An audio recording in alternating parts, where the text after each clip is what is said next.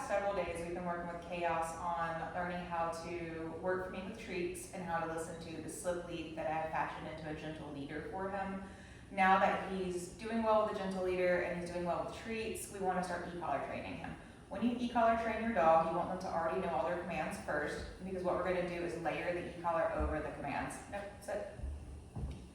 And what that means is that anytime we say a command, we're going to press the e-collar button. As soon as the dogs follow through, we're going to let it go. So I have the e-collar on Chaos. Nope, sit. I have it fit snugly on him, which means that the contact points on the collar are actually touching the muscle on his neck, and there's not a whole lot of room for it to slide around. The reason why we do this, sit. Yes, sit. The reason why we do this is because the e-collar is a TENS unit. What that means is that when both those points are touching the same muscle, it tenses or pulses the muscle on the neck. So it has to be snugly fit. And I do like to start e-collar training in a calm environment, like in the house. That way there's not a lot of distractions, because we want to see when he first notices the e-collar. We don't want to start working in an area that has a ton of distractions, where your dog's not really noticing the sensation, so you're actually working on a level that's higher than what your dog needs. And then when you come into a calmer environment, you're now working on a level that could scare your dog when they have no understanding of what this e-collar is. So we're starting in my living room, which is where we've been doing all of this training. I have the e-collar fit on him, and now we're going to figure out what his working level is. So what I mean by that is this collar goes from 1 to 100. We're going to start on a 1, and I'm just going to slowly click up, up, up, up until I can tell that he notices the sensation. That's typically going to be like a little flip of the ear on the side that the e-collar's on. He might freeze up a little bit, and he might look towards his neck. I'm just looking for some indication that he does feel it. No, sit. And when he does feel it, typically what I'm going to do is go back down on the e-collar level a little bit, because a lot of times it's such a weird sensation that by the time the dogs notice it enough to actually give you some indicator that they feel it, they become aware of it, and then they notice it on a lower level at that point. So I'm going to go ahead and just start clicking a little bit to see where he's at. Typically dogs don't notice it until about a 4. So right there, that was a 6. He whipped his head back because he noticed the e-collar. I'm going to turn him down to a 4, actually. So I'm going to turn him down to a 4, and now we're going to layer the e-collar over his commands. I am going to, nope, sit. Click it one more time just to see if I get any kind of indication from him. I'm going to wait till he looks away. All right there, when I click the e-collar, you kind of looked at the ground and looked a little bit towards where the e-collar is.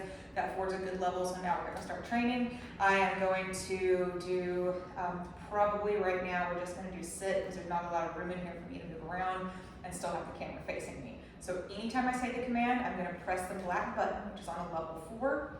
I'm going to press that button. As soon as he starts to do the command, I'm going to let it go. So what he's learning is that following through on the command makes that sensation go away. We are just doing what's considered his working level right now. That's the lowest level that he can feel. We are not going to change anything up until he's fully understanding that sensation. Then what, no, sit. And then what we're going to do is move on to only using the e-collar when he doesn't follow the roll commands. But this is just the initial stage of training. We're going to do, you can do it with sit, down, place. You can even do it with your let's go or heel. As soon as you say the command, you're pressing the button as soon as you say the command. As soon as the dog follows through, you're letting it go. We're just teaching pressure on, pressure off. So I'm going to grab some of this kibble. Then, as he does love to work for treats, sit and release. Wait. Break. Yes. Sit. And release. Break. Sit. And release. So right there, he's actually scratching the gentle leader. He's still not gotten 100% comfortable with the fact that there's something over his nose, but a prong collar, just the slip lead alone did not give me enough control. He was ping-ponging all over the place. Even with food, he didn't want to pay attention. And I feel like, no, sit. I feel like a prong collar would have been too much because he's an insecure dog. So we're using the best tool we have to get him to focus some, to have some control, but to not diminish the confidence building that we're trying to do with him. So when he's pawing at his nose, it's just the slip lead, it's not the e-collar. Let's go.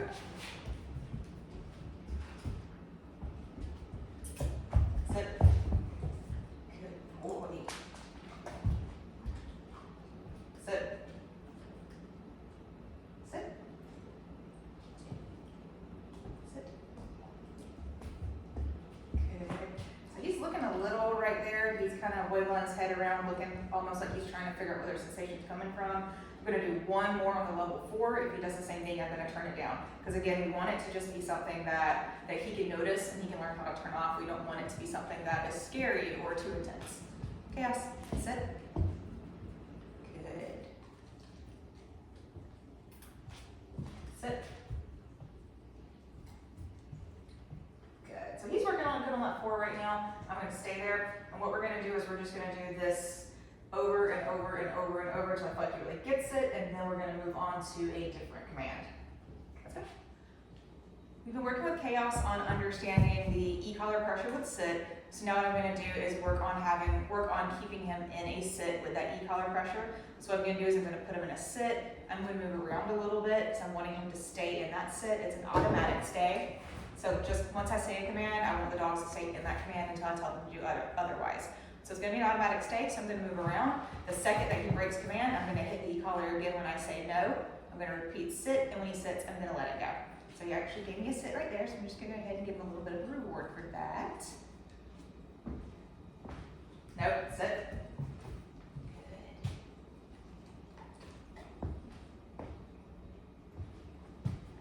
Good. Nope, sit.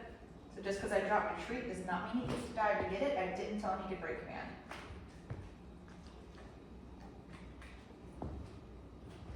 I'm going to move around a little bit more. Make sure he's actually staying in that command.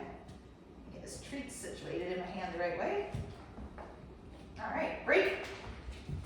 So since I teach an automatic stay, I need to give the dogs a word that's releasing them from that command. Mine is break. You can say release whatever you want to. It's just every time you say that command, that means they're free of commands. When I'm teaching it, I'll usually toss a treat or get excited so they understand they can go do something else. Okay. Sit.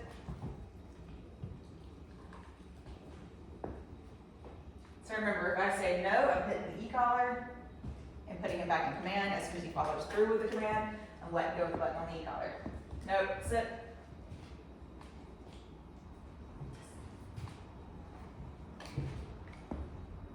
And this is how we build duration. Duration means the amount of time that your dog can hold the same command. And we just practice this. Let's go.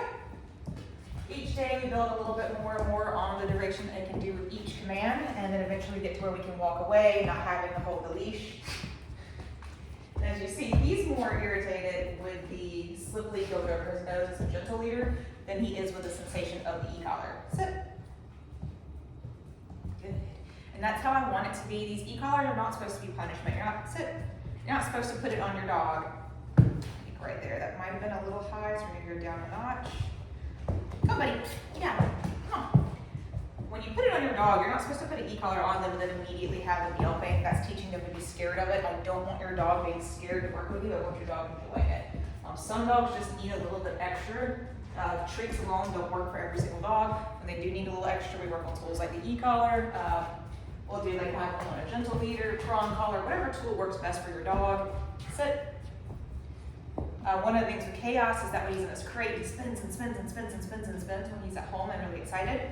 Once he's really understanding this e-collar, we can have that on him in his crate, go into the room, tell him to sit or down using the e-collar because he's in a crate. We don't have any way like, nope, sit.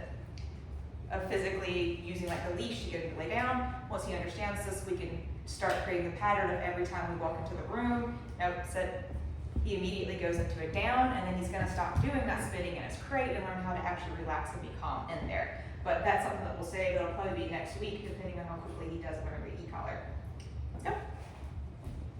And I want to do just one more command with the e-collar. That way you can see how it's all the exact same thing, but I just want you to really see that we're doing how we're doing the e-collar training. Sit. So as soon as I say the command, I'm going to press the button, down. Then as soon as he follows through, I'm letting it go and giving him a treat. No, down. Down. Good. Nope. So when I go to hand him the treat, if he pops back up, I said no. The second he popped up, said no, hit the e-collar. When he laid down, I let it go. Nope. My cat just walked by. Down. Nope. Down. So the whole entire time he was up out of that down, I was holding the e-collar button down the entire time. As soon as he laid down, I let it go. Now, he probably wasn't feeling that as much because my cat's over here, which is distracting. With the e-collar being just a tense of the muscles, a pulsing sensation, when your dogs get really excited, they're probably not going to feel that low level anymore because their adrenaline, their excitement's overriding that sensation they're feeling. So we're not going to do that right now. He's still learning his e-collar, but what we typically do in that situation when the dogs do understand their e-collar is when they see something that's exciting, we go up higher on the e-collar. You're always wanting to have your e-collar slightly over the excitement level of your dog. You're capping that excitement and you're bringing it down to keep them at a calmer state. Down, down, down, down.